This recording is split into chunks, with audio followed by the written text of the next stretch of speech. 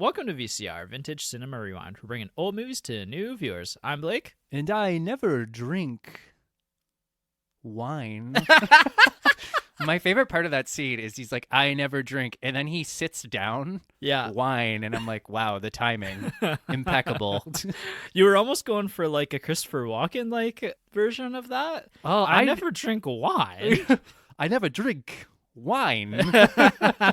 To be fair, I'm pretty sure Gary Oldman was changing accents every take. Yeah. And nobody said anything. I mean, Gary Oldman gets like, we're doing Bram Stoker's Dracula. We're doing Francis Ford Coppola's Bram Stoker's Dracula. Yeah. Jesus Christ. Tipping our hats to the legend who's just put out a movie that maybe not as successful as his movies from the 70s and the 70s. What are you talking about? Megapolis is not controversial at all. It's getting rave reviews across the board. We should go see it though. I mean, just for the sheer thrill of it. Sadly, I don't think we can anymore.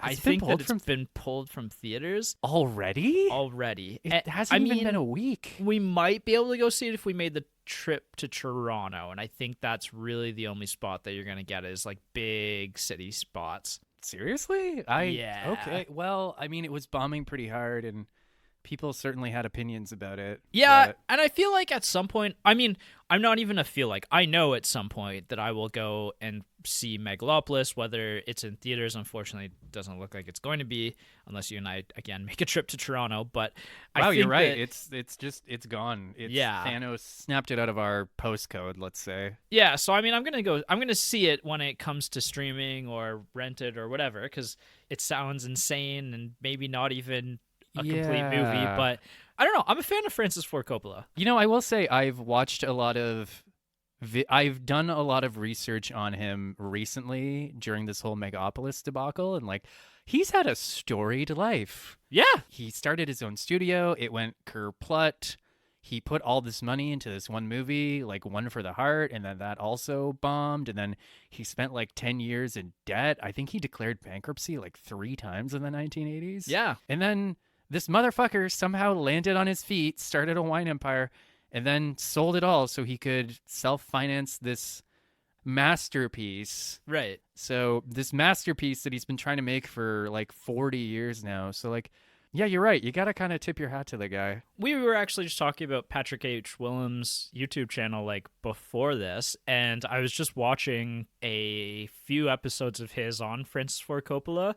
Okay. He has one where he kind of talks about his life a little bit and like how his life influenced his movies, but there's also a really interesting part that I didn't know about in that he is actually really good friends with George Lucas. Yeah, and more on that later. Yeah, and like the two of them kind of have this interesting career where George Lucas does like these massive, like, you know, he does Star Wars and everything, and before that he was doing like, you know, kind of art house movies, and he does Star Wars, and then that becomes his career, is like doing big, like worldwide audience kind of movies, and like that's where his career took. And then Francis Ford Coppola started with like the big for general audiences, for everyone, like Godfathers and Apocalypse Now, The Conversation, like even like The Outsiders kind of thing. I just recently learned that he directed The Outsiders. I didn't know that either. I was like, really? Okay. You know, even like that movie I'm kind of partial to because of us reading in high school, and then I was in a play that we did that in. Oh, I forgot you were in that play. Yeah. Huh. So, but anyway, so it's interesting because their careers, like Patrick H. Willems makes the point that their careers kind of mirror each other, whereas George Lucas wanted to do like small art house movies, and that's all he wanted to do, and then he made Star Wars, and his career blew up, and that's all he ended up going and doing, whereas Francis Ford Coppola was best when he was making these big, massive, like, commercial movies. Yeah. And then he hit the rest of his career, he just ended up going and making like small art house movies that he was passionate about. Like these are movies, I feel like most of his movies after the first 3 that we talked about are more movies for him rather than for anybody else. And I think that's kind of neat that somebody would do that. Yeah. Like that's from an artistic standpoint, that's really cool. But I'm always floored when so we did The Godfather last year. And looking into that, I was floored by how, like, Mario Puzo only wrote it to pay off gambling debts, and Francis Ford Coppola only agreed to make it to pay off some kind of debt. Right. And neither of them were that crazy about it. So, like, I'm kind of going through a bit of a lull in my own creative life where I'm feeling a little, I'm in a fallow period, let's say, where I'm feeling a little A uninspired. phallic period? Yeah, exactly. I've got a raging priapism for art, but no, actually, I'm taking a break, I'm giving myself time to recharge. Yep. And, I'm partway through this project right now, and sometimes I just kick it over and I'm like, I don't know, is this any fucking good? But then I remember Francis Ford Coppola only made The Godfather to pay off debt, and he didn't even really like it, and it turned out to be amazing. Yeah. So your own opinion about your own work is it's a little worthless sometimes, right? Yeah, I mean, you've mentioned before when we did like the Big Lebowski that the Coen brothers think that it's a fine. good movie, but it's fine. Like, yeah, it's fine. It's not their magnum opus, Right. Or even I was reading about Tim Burton, how I think Batman 1989 was like the biggest commercial success he ever had. I gotta imagine. I could be wrong about that. I think but you're correct. Yeah. But Well, probably biggest until maybe like Alice in Wonderland. I feel like Alice in Wonderland, even though I don't think that movie's good, I think did very well. yeah, I couldn't say. I didn't see it either. But no, I think I saw an interview with him where he admitted he thought the movie was boring. And I'm just like, really? So like, yeah, I mean, I don't know. Maybe there's a lesson there. Like, if you're not crazy about it, maybe you're an idiot. And maybe it's great. I don't know. Okay, well, we have gone on a very long tangent about Francis Ford Coppola and our thoughts on him. I mean, here's the thing: is I kind of want to touch on this before I wrap this up or conclude on it. Francis Ford Coppola is one of my favorite directors of all time. Like he has 3 movies.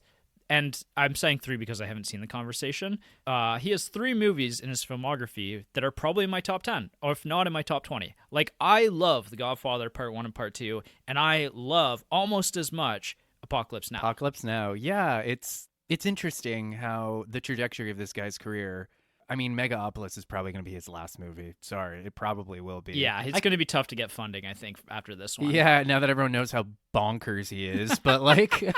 It's interesting looking back at his career now that it's probably ended and being like, how did we get from The Godfather to this? Right. And then we watched Dracula, and I was like, I kind of get it, actually. Yeah. Yeah. I think that, you and I don't like to talk about our opinions a lot before we start on the episode.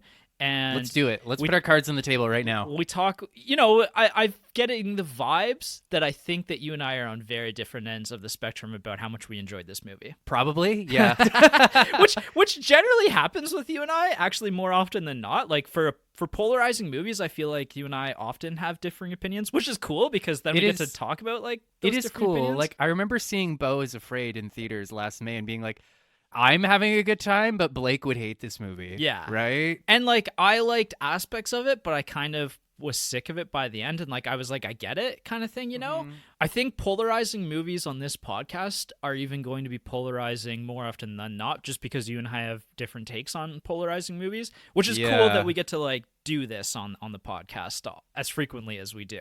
Yeah. So. No, it's true. Well, I guess we'll find out, won't Yeah. we? How maybe this movie took us in different directions, or maybe the same direction. Yeah. At slightly different levels. I would say that I did actually randomly watch this movie last October. Oh, really? Yeah. I didn't know you'd seen this before. Well, I kind of forgot I had. And then and then you were like, we're doing Bram Stoker's Dracula, and I was like, all right. And I was watching it again. I'm like, yeah. A lot of it's all coming back to me now. Right, Like, okay. Yeah. I see. Anyways. Fair enough. Well, you're coming from it, I guess, from a second watch as well, which is interesting because this is my first watch on this one. Yeah, let's talk the plot. Like, this is the spoiler-free episode, so let's talk the plot and kind of give the viewers an idea of like who's gonna like this movie and maybe who should avoid this one. Yeah, let's do that. Okay, so Keanu Reeves plays Jonathan Harker, a humble, handsome, young law clerk who is sent to Transylvania to close a real estate deal with a certain Count Dracula. Mm-hmm. The previous clerk, Renfield, apparently came back from Transylvania in slightly worse condition than when he arrived. Yeah, more on that later.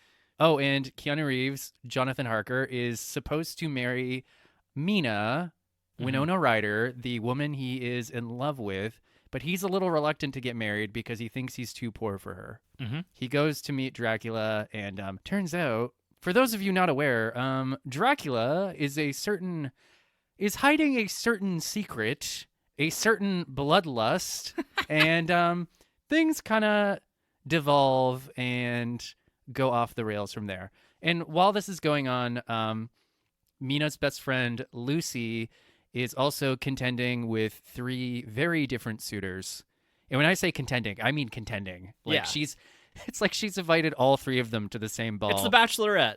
Basically, yeah, it's the Bachelorette, right? It's kind of weird and awkward, but hey, they all seem to be getting along. That's the Victorian era, baby. Woo! Yeah. But, like, I think, like, that's kind of all of the beginning plot threads of Dracula, right? Like, I will say, if you have read the classic novel by Bram Stoker, this movie is considered one of the more faithful adaptations. Yeah, and I guess at this point, I did want to ask you, like, have you read Dracula before? I have tried and have failed. Yeah, that's fair. I mean, it's a 130-year-old book at this point, right? Yeah, no, it's funny. Norm Macdonald has this great bit about trying to read Dracula in like the 21st century because like when you hear Dracula, like Dracula is one of the most famous characters in fiction, right? Right. You hear Dracula, you instantly picture Dracula. Yeah, whichever Dracula you want to picture at that moment. Right. So it's kind of surreal trying to read the original novel because there'll be sentences like, I was having lunch with my friend Count Dracula. It's a bit of a surreal experience, but well, and I think that it's an interesting style of writing as well. Like if the book or in the movie follow each other very similarly, like I think it's a lot of journal entries and a lot of like it's what's called like an epistolary novel where like the whole thing is a collection of like journal entries, like newspaper clippings, diaries, stuff like that. Like, it's a really interesting format, for sure. But I imagine that can be a little grating to read when you're used to a more traditional, like, modern-day story. I will admit, approach. A few years ago when I tried reading it, it opens with a journal entry, and there's a line where it's like, oh, I had this at the chateau, and I have to remember to get the recipe for Mina. I'm just like, all right, what is this?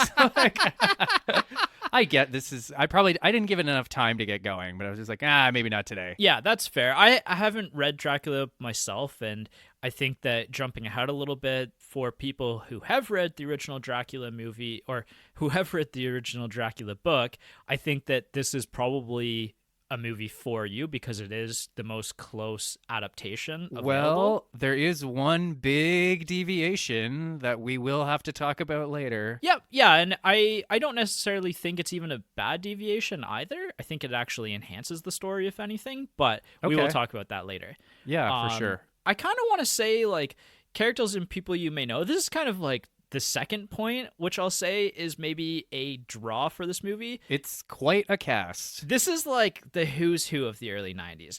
It's a really fun cast. Like, seeing all of these different stars interact with each other is highly entertaining. And we got to start with Dracula, right? Like, Gary Oldman. Who we've talked about on this podcast already this year, like True Romance, another one of his all-time great performances. A guy who just loses himself in every role that he's in, like who you sometimes don't even realize is Gary Oldman because that's how good of an actor he is. Do you remember when he briefly showed up in Oppenheimer as President Truman? You're just like, oh, hey, it's Gary Oldman. How many presidents has he played now? Because he did Winston Churchill as well. Oh, did he? I think that was the joke, though, at the time where it's like, now he just needs to play Stalin, and then it's completely, he's rounded it out for his post-World War II politician's bingo card. Nice. And I gotta say, like, this is a really, really good Dracula performance. Yes. He loses himself in the role. He gets to play a lot of different versions of Dracula, which is kind of neat, too. Yeah, he changes forms quite a bit. I think it's interesting, too. I think the iconic Dracula performance everyone knows is Bela Lugosi from the 30s or something. Or even Christopher Lee. Or Christopher Lee, yeah. So he really put his own spin on the character. Yeah, and that's actually something of note as well, is that this movie does have some creative liberties with Dracula, but those creative choices that they make in the character of Dracula become some of the more iconic things that people think of when they think of Dracula, and we'll talk about that more in the spoiler section. Well, it's funny, I didn't really realize how the sheer cultural impact this movie had. Like, right. I'm a big fan of What We Do in the Shadows, the TV series. Yep. I've seen most of those episodes, and then I watched this movie, and it's a little surreal being like, oh, okay, like this is where all those jokes, this is where it all came from, right? Yeah, so, for sure. Yeah, Yeah, I think that this is probably a movie that's not necessarily for millennials, like where we kind of came just after this movie, or people were too young who were in our age bracket to see this movie when it first came out. So this is a movie for a past generation. But I mean, I'll say I had fun with it. Like I think it's hard to not have fun if you don't take this movie too seriously. No, this movie is ridiculous in a good way and sometimes a bad way. Yeah. For me, anyway. There are some scenes where I sat up in bed and I'm like, what the hell am I looking at? Well, on that note, like obviously the elephant in the room here that people have talked about for a long time is Keanu Reeves and his performance in this movie. I have heard about that before going into this movie. Yeah, and I had heard about it before as well. Like I think if people point to Keanu Reeves' deficiencies as an actor, I think this is kind of one of maybe two movies that people point to often. And let's be honest, like we all love Keanu Reeves. Yeah, and like for the roles that he's great in, like John Wick is best use of Keanu Reeves that you could have, kind of thing. Pretty much. The yeah. Matrix also really solid use of his acting skills. You know, he's more of an action star, and so being like this young love interest type character, like it does stick out a little bit. Although, again, depending on how you viewed this movie, and I'll say that like for me, I thought this movie was very fun and funny, and like I laughed out loud a lot, and I don't know that that was necessarily intentional, but I think that taking this approach of like just having fun with this movie, I wasn't as like offended by his performance. Okay, I've never really been blown away by Keanu Reeves' acting. Like Yeah. even when we saw John Wick 4, there's that one scene where he's like, I'm gonna kill them all. And I was like, do you want to try another take? Like, do you want to take another stab at that, Keanu? Right. Like, he can be fun, but like, I've never really been blown away by him. But like, I actually, and maybe this is the contrarian in me, but like, I don't think he was that bad in this movie. And again, I think it's how you choose to watch this movie or view this movie, because people harp on his accent, which fair enough, and people harp on his performance, but I think he's going to be an interesting person to talk about in the spoiler full episode, because I have a lot of thoughts on his performance, and again, they're not necessarily bad thoughts, but they're stuff that we're going to talk about. Well, and it's tough, and other people point this out, like Gary Oldman and Anthony Hopkins are some of the greatest actors of all time. Yes. I remember somebody saying once that, like, you know, some people harp on Orlando Bloom's performance in the Lord of the Rings movies, but when you look at it, he's not bad. He's just outclassed by the other actors. Yeah, right? yeah, for sure. I mean, there's that, and it is pretty funny, that hilarious dinner scene where it's just him and Dracula having dinner together, you Right. know? And it's funny, Gary Oldman just completely hamming it up, throwing himself into the role and like Yeah. waving his sword around. And Keanu Reeves at one point just stands up, it's like, I have offended you, Count. just like, oof. Well, there was a couple times where I was like, are you going to add dude on the end of this? Or like, there's kind of like the surfer bro energy, but we'll talk about it more in the spoiler. Yeah, and we should say, and like Keanu Reeves has admitted that like he was just really burned out at the time. Like he was Yeah. doing movie after movie after movie. So like when it came to this project, he just had nothing left to give. You're right. Which, again, to be fair, I don't think he was that bad. I wouldn't even say he was bad at all. He's just kind of... He just sticks out because of some of the other performances that are in this movie. He's outclassed in pretty much every scene that he's in. I think part of it, too, is that, like, Gary Oldman and, like, especially Anthony Hopkins, I think were given free reign to, like, chew as much scenery as possible. And also the character's a little bit more of a Like an everyman character. type Yeah. character. Yeah. Yeah. Like... But let's save all this for yeah. the spoiler full of... Okay. Because there's obviously a lot to talk about with this. You and I are both very passionate about this performance. So Winona Ryder playing Mina. Winona Ryder, obviously a very big household name. Like she's most recently been in Beetlejuice, which just came out. She's in Stranger Things. Like she was in a whole bunch of Tim Burton movies. Like she's a household name. Probably most recently seen her in Stranger Things. Yeah, and so she's actually a really interesting piece of this movie and this movie's lore, which we're going to talk about in the deep dive as well. But this is a movie that is really centered around her because of the changes to her and Dracula's relationship compared to the novel, which again I actually liked. I thought was really interesting. So we're going to talk about her in more detail. Anthony Hopkins, who the minute Anthony Hopkins shows up as Abraham Van Helsing, I was like, I don't. Nice. Yeah, I was I thought I recognized him briefly at the beginning part of the movie, but I kind of forgotten about that he was in this movie because I was like, oh, like that guy looks really familiar, but also like there's this crazy performance right now that's happening with Dracula and Gary Oldman, and I was just like so focused on that I wasn't thinking about him being there. And then he shows up as Van Helsing later, and I gotta say, like, he's maybe one of the highlights of the movie for me. Like his performance is amazing and hilarious, and like I love his dialogue reading and just such an entertaining character once he enters. Yeah, no, he has some great, truly spectacular moments in this movie. Yeah, and you know what? As far as like we were just talking about Batman and the Joker last week, but like you believe these two guys are nemesises. You know, they're both Nemesi. Yeah, like who else but that Van Helsing could be a match for that Dracula? Right. And it's just a really fun entrance into the movie. And then again, like he elevates the movie for me in exactly the way that I experienced this movie, which was from a more comedic, fun kind of approach than like a gothic horror approach. To use a meme, he probably read the script and then understood the assignment. I think he understood the tone very well, and and we'll talk about that in more detail. But yeah, like Anthony Hopkins, also probably a household name, like Silence of the Lambs, Westworld. He's considered one of the greatest actors of all time, and he is. I agree. And then we've got like just a whole bunch of other people who just kind of show up throughout this movie. Like Monica Bellucci is in this movie. Cary Elwes is in this movie, and he's fantastic, as always. Tom Waits is in this movie, who is a musician first, but he's also a character actor. He's collaborated with Francis Ford Coppola a bunch of times. He was Renfield, right?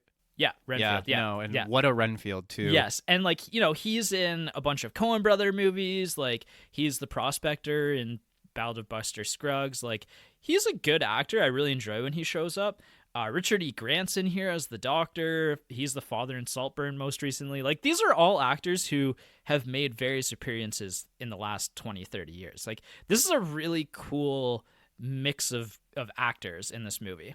Really, like the only one that feels somewhat outclassed or out of place sometimes, or people like really harp on, is Keanu Reeves. And Keanu Reeves. Winona Ryder gets a little heat for her accent, but here's the thing. I'll get this out of the way now. I don't actually hear bad accents often. Like they kind of goes over my head a little bit. You're a little deaf to it in the same way that I'm deaf to music a lot of the time. Yeah, like I'm deaf to bad accents. Like I'm actually usually fine if an actor wants to keep their original accent for whatever performance or movie. Like when we did what was it? The Jesus movie. The Last Temptation of Christ. The Last Temptation of Christ. Like I thought it was kind of hilarious that all of them were using like, you know, faux English accents. Yeah, American accents. Like I thought it was really funny, and we round this out with Francis Ford Coppola directing. And again, this is like... And boy, does he direct. Yes, he does. He has so much artistic flair, though. Like, there is so much style to this movie that... This movie is, like, in a word, it's lavish. Yeah. It's garish, even, right? Yeah. Down to... From the costumes to the tone to the performances, right? It's flagrant. Yes, it's florid. It's other words. I think that's one of the main draws, and like who this movie is for. Like, you know, movie is almost style over substance. Yes. No, and I'm inclined to agree. And maybe that's why I probably didn't enjoy this movie as much as you did. You're not as much of a vibes movie as like Jason or I would be. No, not really. Like. Yeah. I watched it last year, and I was a little like, ugh. Yeah. But and then I watched it again recently, and I was just like, I didn't hate it. I wouldn't even say it's bad. It just maybe wasn't a Michael movie. Yeah, you know? That's fair. Like, and I think that kind of, as I was watching it, I was like, oh, this is a vibes movie, and I don't know if Mike's going to vibe with this vibe. if I'm going to pass the vibe check, as the kids like to say. Yeah. And the vibe of this movie is real interesting as well, because this is pegged as like a gothic horror film, because that's what it's based on, like the classic gothic horror, like the gothic horror novel. But I would actually classify this more as like a comedic romantic epic. Kind of, yeah. Well, that's the thing. You were like, we're going to do a horror movie. And I was like, okay. And then you said, let's do Bram Stoker's Dracula because Francis Ford Coppola is trending right now. And I was like, I wanted to say to you, I thought we were doing a horror movie. Like, this movie isn't horrific. It's silly. Yeah, it's ridiculous. It is ridiculous. And I had a blast with that. Like, I think that you can't take this movie seriously because you will have a bad time. Yeah, and you know what? I'm not really that serious of a person in my personal life. I'm not that serious of a person in my personal life, but like, so I just something about this. I was a little like, what? Oh, okay. Yeah, Like, I could see you really bouncing off something like this, or like if you had that kind of approach to this movie. Like there was a point in time in the first like 15 minutes where Jess was like, there's something campy or like schlocky about this. Camp is a great way of putting it too. Yeah. And she was like, is the movie aware that it's doing this? And I was like, I don't actually know if it is, but I'm having a lot of fun with it anyway. Yeah, right. Well, I think people have said similar things about Megalopolis where they're just like, I think this was supposed to be funny, but I can't really tell. Yeah, and that's where I'm so interested in seeing Megalopolis, because I think that the vibe of that movie is going to be similar to the vibe of this movie, although stylistically maybe very different. Potentially, yeah. Well, it's hard to say. There's so much conflicting information out there right now. It's kind of, you got to go see it to like really judge it yourself kind of thing. Although I've heard that even people who have seen it walk out of the theater like, what? Although Patrick H. Willems just said that, by the way, this is now the Why You Should Watch Patrick H. Willems podcast. We are standing that guy so hard. But no, I think he said that it's much better on a repeat viewing. Mm-hmm. And some movies do get better on a repeat viewing. I like movies like that a lot. Like I talked about that in Gone Girl, actually, when we did our favorite movies of the 2010 draft. Oh, yeah. And how each time I watch Gone Girl, I get a new appreciation for the writing and the characters, and like I learn something new every time I watch it, and my understanding of it changes.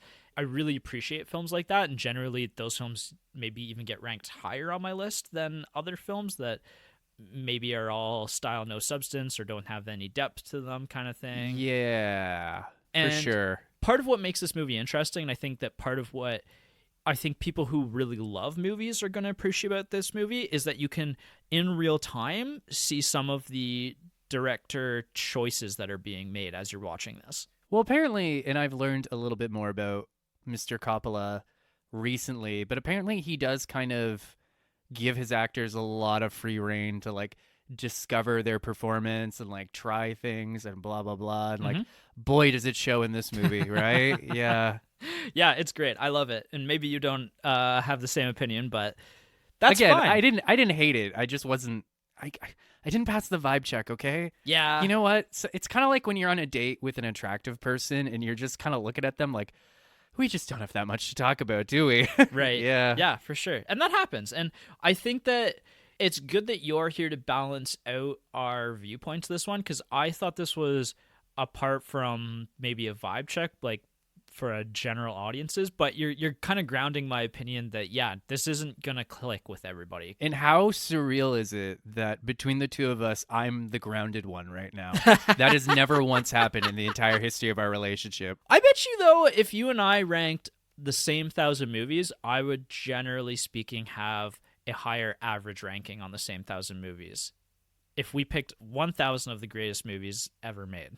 Yeah, actually, that's fair. That is fair. And I don't know why that is or what that is, but it's because I'm a grumpy old curmudgeon. I didn't want to say it, but I'm like sitting. By the way, you guys can't see me right now. I'm wearing all black and crossing my arms while I'm talking to my best friend. Nice. So that is certainly a vibe. Yeah, So, yeah, for sure. So the theme of this week's episode is that I'm a joyless old misery guts, and I need to lighten up and enjoy more vampire movies. Well, and that's another thing too, is like I have seen a lot of vampire movies. Like I've always been somewhat drawn to monster movies and like the different types of monster movies, because you've got Japanese kaiju movies, you've got gothic horror, you've got body like horror, you've got, all sorts of different things. And even like from a kid, like Little Shop of Horrors as a monster movie and stuff like that. And like all of this stuff I've kind of consumed a lot of, and I've consumed even a lot of different versions of Dracula, or like real weird spin-offs, like we talked about Van Helsing from 2004 before we started this. And we were just talking about that. And there was that Netflix Dracula miniseries we watched a part of a few years ago. Yeah. I kind of forget.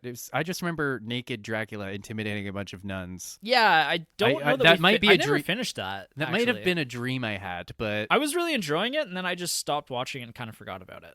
So. Yeah, that sounds about right. Anyway, One scene to sell a movie. What do you scene you got for this one? I picked the first one. I think it's called Dracula is Born or something. Mm-hmm. And it's like the first 5 minutes of the movie. It's the prologue. Anthony Hopkins narrates. We meet sexy young Prince Vlad the Impaler and his wife, Elizabeth. Some shenanigans happen and things go downhill from there. Yeah. It's the scene where he, his wife tragically commits suicide thinking that he's been killed in battle. And then the priest tells him essentially that because she committed suicide, she's condemned to hell. Right. And Dracula, being the chill young man that he is, takes this really well. Oh, wait, I'm sorry. I skipped over 2 pages at once. No, he freaks out and renounces God and stabs the crucifix and Yeah, blah, and blah, drinks blah. blood and Yeah. And like I was looking at all the different scenes on movie clips and I was like, you know what? This one.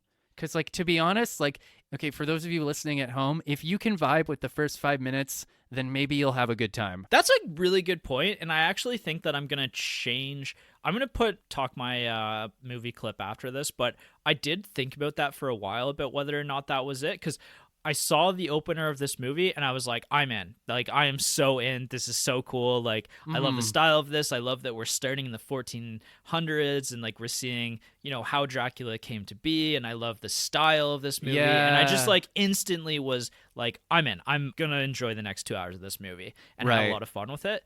And I can see where that kind of makes sense. Like, it's an interesting intro and not everybody's going to vibe with it.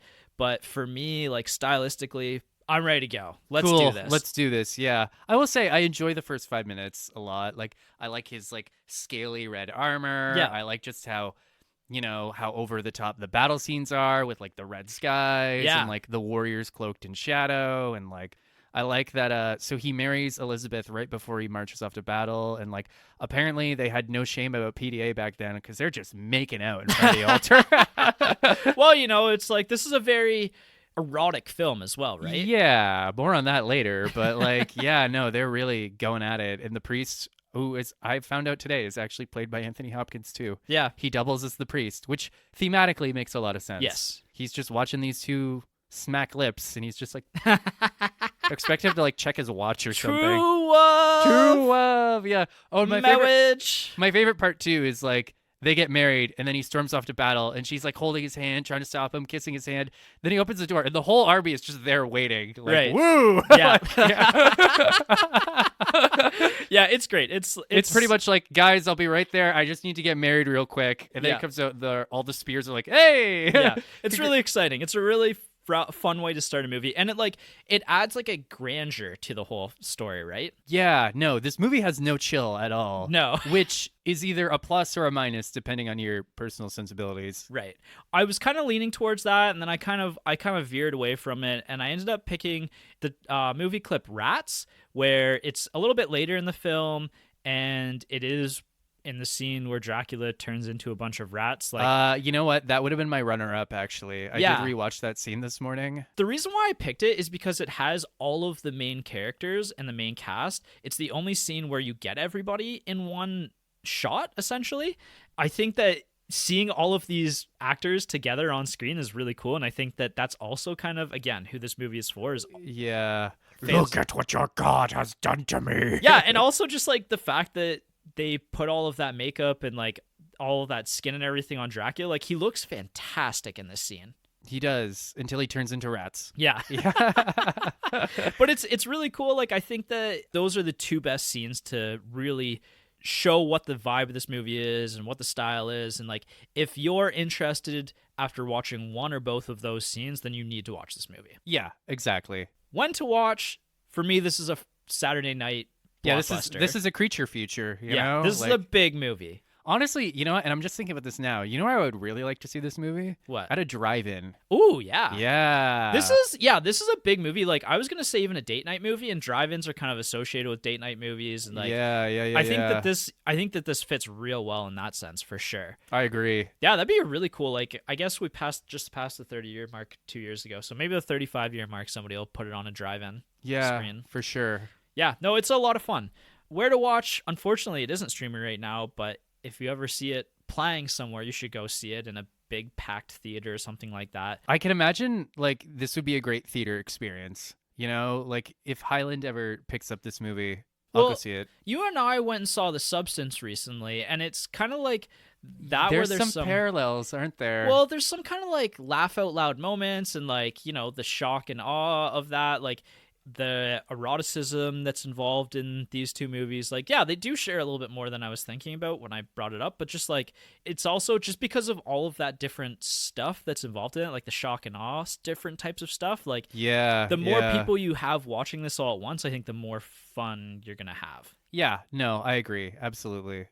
And I think that maybe that's part of it too, is that I'm watching a lot of these movies just by myself or with whoever I can grab to watch it with me. Mm-hmm. And I think when you watch it by yourself, it's a it's a more intellectual experience. Yeah, and Jess and I watched this one together, and we both had fun, and we're laughing and making jokes and stuff like that. Yeah. So, Yeah. and I think that's it for our Dracula primer. So I hope that we've kind of either sold you or walked you away from this movie, if that be the case. But So viewers at home, you have a choice to make. Do you want to be a Blake or do you want to be a Michael? never be a Michael. Yeah, choose wisely. But yeah, no, I think that this is a really cool and unique movie that, yeah, you've got to pass the vibe check with, and not everybody's going to pass that vibe check.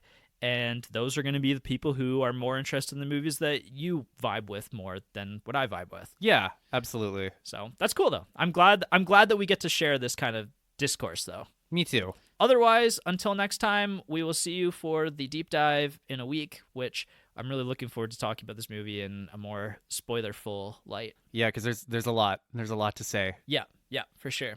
As always, tell your dad, and we'll see you next time. Bye.